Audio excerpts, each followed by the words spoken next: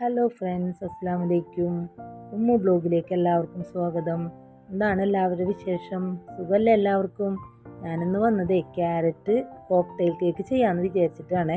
അപ്പോൾ അതെങ്ങനെയാണ് ചെയ്യുന്നതെന്ന് നമുക്ക് കാണാം അല്ലേ. അതിന് ഞാൻ 1 kg മെഷർമെൻ്റാണ് എടുത്തിട്ടുള്ളത്. 7 ഇഞ്ചിൻ്റെ 2 പാനിൽ വാനില സ്പഞ്ച് ചെയ്തെടുത്തിട്ടുണ്ട്. നല്ല സ്മൂത്തായിട്ടുള്ള സ്പഞ്ച് തന്നെ എനിക്ക് കിട്ടിയിട്ടുണ്ട്. എനിക്ക് ഈ കേക്കിനെ കുറിച്ച് പറഞ്ഞു തന്നതേ എൻ്റെ ഫ്രണ്ട് ആങ്കണ്ടിയൂരുള്ള ചിത്രയാണ്. അപ്പം നമുക്ക് ഈ സ്പഞ്ചിനെ 4 ലെയറായിട്ട് കട്ട് ചെയ്തെടുക്കാം. അപ്പം നമ്മളുടെ കേക്കിന് നല്ല ഹൈറ്റൊക്കെ കിട്ടാൻ വേണ്ടിയിട്ടാണ് 1 kgയുടെ കേക്കിനെ ഞാൻ 4 ലെയറായിട്ട് കട്ട് ചെയ്തെടുക്കുന്നത്. എനിക്കിവിടെ നല്ല ഇതായിട്ട് തന്നെ 4 ലെയറിൽ കിട്ടിയിട്ടുണ്ട്. പിന്നെ ഞാനില്ലേ 2 ക്യാരറ്റ് എടുത്തിട്ട് ഇതുപോലെ ചെറിയ കഷ്ണങ്ങളായിട്ട് കട്ട് ചെയ്തെടുത്തിട്ടുണ്ട്. പിന്നെ ഞാൻ കുറച്ച് അണ്ടിപ്പരിപ്പും കൂടി അതിലേക്ക് ഇട്ട് കൊടുത്തിട്ടുണ്ട്. പിന്നെ ഞാൻ ഒരു കുക്കർ എടുത്തിട്ട് ക്യാരറ്റും അണ്ടിപ്പരിപ്പും അതിലേക്ക് ഇട്ട് കൊടുത്തിട്ടുണ്ട്. പിന്നെ അധികം വെള്ളം വേണ്ട, നമുക്ക് വെള്ളത്തിൻ്റെ ആവശ്യമില്ല. ഇത് വേവാനുള്ള കുറച്ച് വെള്ളം മാത്രം ഞാൻ വെച്ചിട്ടുള്ളേ. എന്നിട്ട് ഒരു 3 വിസിൽ വരുത്തുന്നുണ്ട് കേട്ടോ. അപ്പോൾ നമ്മളെ ക്യാരറ്റും അണ്ടിപ്പരിപ്പും വെന്ത് വന്നിട്ടുണ്ട്. അത് ചൂടാറിയതിന് ശേഷം ഒരു മിക്സിയുടെ ജാറിലേക്ക് ഇട്ട് കൊടുക്കണേ.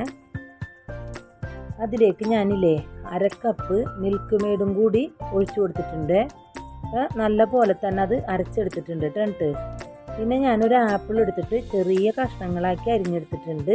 ഒരു മാതളം, പിന്നെ ഈത്തപ്പഴം, ട്യൂട്ടി ഫ്രൂട്ടി, പിന്നെ അണ്ടിപ്പരിപ്പ്, കുരുമില്ലാത്ത കറുത്ത മുന്തിരിയും കൂടി എടുത്തിട്ടുണ്ട്. ഇതൊക്കെ നിങ്ങൾക്ക് ഇഷ്ടമുള്ള നട്ട്സും ഫ്രൂട്ട്സും ഒക്കെ എടുക്കാം കേട്ടോ.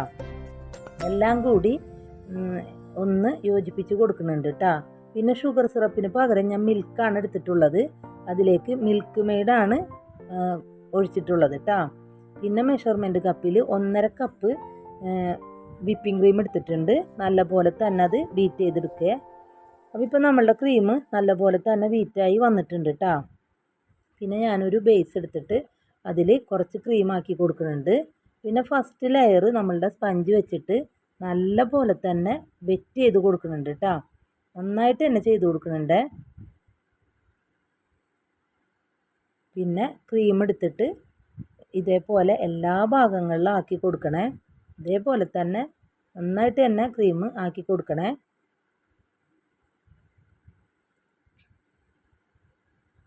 അപ്പം നമ്മളുടെ ക്രീം എല്ലാ ഭാഗത്തും ആയിട്ടുണ്ട്.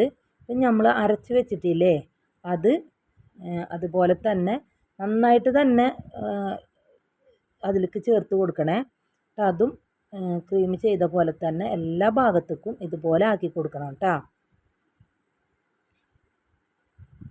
അതും എല്ലാ ഭാഗത്തും ആയിട്ടുണ്ട്. അതിലേക്ക് നമ്മൾ എടുത്ത് വെച്ചിട്ടുള്ള ഫ്രൂട്ട്സും നട്ട്സും ഉണ്ടല്ലോ, അത് നന്നായിട്ട് തന്നെ നല്ല റിച്ചായിട്ട് തന്നെ ഞാൻ ഫില്ല് ചെയ്ത് കൊടുക്കുന്നുണ്ട്.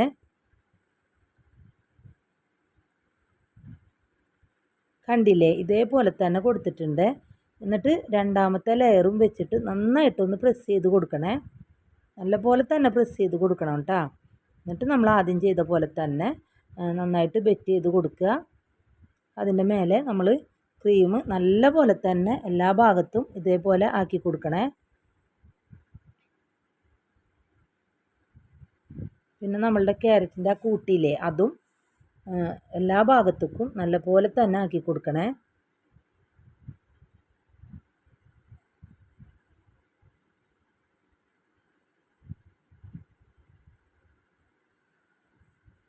പിന്നെ നമ്മൾ എടുത്ത് വെച്ചിട്ടുള്ള ആ നട്ട്സും ഫ്രൂട്ട്സും അതും നല്ല പോലെ തന്നെ നന്നായിട്ട് തന്നെ ഞാൻ ഫില്ല് ചെയ്ത് കൊടുക്കുന്നുണ്ട് കേട്ടോ.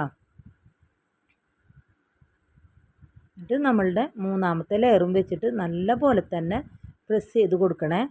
അതേപോലെ നമ്മളുടെ 4 ലെയറും ഇതേപോലെ തന്നെ ചെയ്ത് കൊടുക്കണേ. അപ്പോൾ നമ്മളുടെ ക്രം കോട്ട് കഴിഞ്ഞിട്ടുണ്ട്. അപ്പോൾ അതിന് ഞാൻ പിന്നെ ഫ്രിഡ്ജിലൊന്നും വെച്ചില്ല. ആദ്യമായിട്ട് ചെയ്യുന്നവരൊക്കെ ആണെങ്കിൽ ഒരു 5 മിനിറ്റ് ഫ്രിഡ്ജിലൊക്കെ വെച്ചിട്ട് പിന്നെ ഫൈനൽ കോട്ട് ചെയ്താൽ മതി. ഞാനിപ്പോൾ നേരെ ഫൈനൽ കോട്ട് ചെയ്യണം കേട്ടോ. അപ്പോൾ ഇത്തിരി കട്ടിയിൽ തന്നെ ഞാൻ ക്രീമൊക്കെ ആക്കി കൊടുക്കുന്നുണ്ട് കേട്ടോ. അപ്പോൾ നിങ്ങളെൻ്റെ ചാനൽ ആദ്യമായിട്ട് കാണുന്നവരാണെങ്കിൽ സബ്സ്ക്രൈബ് ചെയ്യണേ, ലൈക്ക് ചെയ്യണം, ഷെയർ ചെയ്യണം. മറക്കണ്ട, നിങ്ങൾ എന്നെ സപ്പോർട്ട് ചെയ്യണേ. അപ്പോൾ നമ്മളുടെ കേക്ക് ഫൈനലായിട്ടുണ്ട്, എല്ലാം കഴിഞ്ഞിട്ടുണ്ട്. ഇനി നമ്മളുടെ ഓയിൽ ബ്രഷ് വെച്ചിട്ട് ഞാനൊന്ന് മേലേക്ക് ഇങ്ങനെ വലിച്ചു കൊടുക്കുകയാണേ. എനിക്ക് ഈ ഡിസൈൻ ഭയങ്കര ഇഷ്ടമാണ്, അതുകൊണ്ടാണ് ഞാൻ അത് അങ്ങനെ ചെയ്ത് കൊടുക്കുന്നത്.